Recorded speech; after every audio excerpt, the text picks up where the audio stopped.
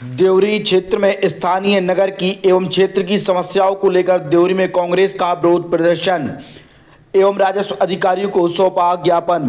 Police की छत्र छाया में चल रहे अवैध कारोबार जैसे शराब, जुआ, सट्टा, स्मैक पाउडर का मुद्दा भी फिर कांग्रेस ने उठाया। ज्ञापन लेने आए राजस्व अधिकारी से खाद्य संकट की बात पर स्टॉक की जानकारी मांगने पर अधिकारियों ने साधी चुप्पी। देवरी क्षेत्र में पिछले दिनों अतिवृष्टि से खरीफ सीजन की फसलों को भारी नुकसान, कम मुआवजा देने एवं डीएपी और यूरिया खाद संकट, अपराध से हुए अवैध कारोबार सहित 12 सूत्रीय मांगों को लेकर कांग्रेस ने देवरी में नगरपालिका चौराहा स्थित पुलिस चौकी प्रांगण में पूर्व मंत्री हर्ष यादव के नेतृत्व में किसानों के साथ रैली निकाली एवं मुख्य सड़क पर प्रदेश सरकार के खिलाफ नारेबाजी करते हुए विरोध प्रदर्शन किया गया। वक्ताओं ने नुक्कड़ सभा में प्रदेश की भाजपा सरकार पर तीखे प्रहार किए। इसके बाद राज्यपाल के नाम नायब तहसीलदार को ज्ञापन सौंपा। ज्ञापन में कहा गया कि देवरी क्षेत्र में लगातार हो रही अतिवृष्टि से खरीफ की प्रमुख फसल सोयाबीन, मक्का, उड़द पूरी तरह नष्ट हो जाने से किसानों को हुए नुकसान का सर्वे कराकर मुआवजा दिलाए जाने एवं प्रधानमंत्री फसल बीमा की राशि में अनियमितताओं की जांच, अतिवृष्टि से किसानों के कुओं, खेतों के बंधन और कई गांव में गरीब लोगों के कच्चे आवास क्षतिग्रस्त हो गए हैं, जिन्हें मुआवजा और खाद्यान्न की मांग की गई है। अतिवर्षा के कारण खेतों की फसल बह गई है। नदी, नालों और बांधों की नहर पूरी तरह से फटने से किसानों के खेत बह गए हैं, जिससे किसानों के परिवारों पर भरण पोषण की समस्या खड़ी हुई है, जिन्हें अविलंब शासकीय सहायता उपलब्ध कराई जाए। इसके अलावा अतिवर्षा से प्रधानमंत्री सड़क, मुख्यमंत्री सड़क क्षतिग्रस्त हो गई हैं, जो बाढ़ में बह गई हैं, जिनकी तत्काल मरम्मत की जाए ताकि स्कूली बच्चों और ग्रामीणों को आने जाने में परेशानी ना हो। वर्षा काल के दौरान संवेदनशील पुल पुलियों पर सूचक बोर्ड लगाया जाए। पूर्व मंत्री हर्ष यादव ने आरोप लगाते हुए कहा कि विद्युत कंपनी द्वारा स्मार्ट मीटर लगाकर ठेकेदार को लाभ पहुंचाने का काम किया जा रहा है। ठेकेदारों द्वारा लोगों के यहां जबरन मीटर लगाकर अवैध वसूली की जा रही है। देवरी नगर एवं ग्रामीण अंचलों में स्मैक जैसे मादक पदार्थ, अवैध शराब, गांजे का व्यापार संचालित किया जा रहा है, जिससे नशे के जाल में फंसकर गरीब तबके के लोग बर्बाद व तबाह हो रहे हैं। देवरी ड्रग्स तस्करी का केंद्र बन चुका है। देवरी और केसली में राज्य स्तरीय गिरोह सक्रिय है। ज्ञापन के माध्यम से यह भी मांग की गई है कि रानी दुर्गावती टाइगर रिजर्व में 1 दर्जन से अधिक गांव को विस्थापित किया गया है, जहां बिजली, पानी, सड़क, राशन कार्ड जैसी सुविधाएं उपलब्ध नहीं है, जिससे विस्थापित गांव और परिवार को छोड़कर जाने को मजबूर हैं। नेशनल हाईवे 44 पर बड़े बड़े गड्ढे उत्पन्न हुए हैं, जिनकी मरम्मत न कराकर लोगों से टोल वसूला जा रहा है।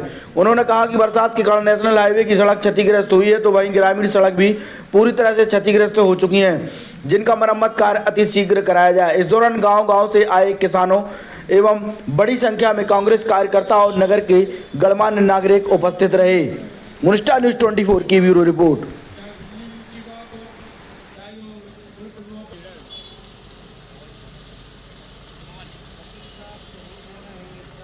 के बारे में तो सब अभी लोग जानते हैं। जिस तरह से शक्ति परीक्षण हो रहा है, जिस तरह से निर्वाचित अध्यक्ष को काम करने के लिए रोका जा रहा है, निश्चित रूप से परिषद भारतीय जनता पार्टी की अध्यक्ष भारतीय जनता पार्टी की सरकार मध्य प्रदेश में भारतीय जनता पार्टी की है।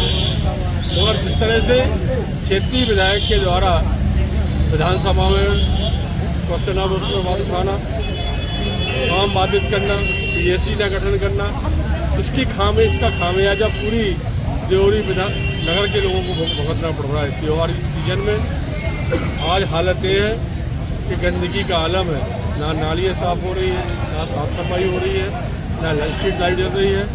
कहीं ना कहीं इसके लिए जवाबदेह स्थानीय प्रतिनिधि जो है वो है। मेरा स्पष्ट आरोप है, पहले भी हम लोगों ने ज्ञापन दिए हैं नगर पालिका की समस्याओं को लेकर, आज पुनः हम लोगों ने मुद्दा उठाया है। निश्चित रूप से बेहद शर्मनाक स्थिति हो रही है।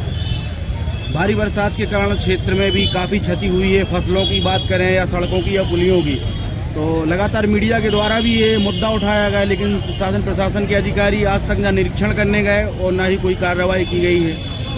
फसलें पूरी तरह नष्ट हो चुकी हैं, चाहे वो मक्का की फसल हो, चाहे धान की हो, चाहे सोयाबीन की हो, 100% फसलें नष्ट हो चुकी हैं। और स्थानीय प्रशासन से लेकर प्रदेश सरकार के द्वारा अभी तक कोई निर्देश नहीं दिए गए।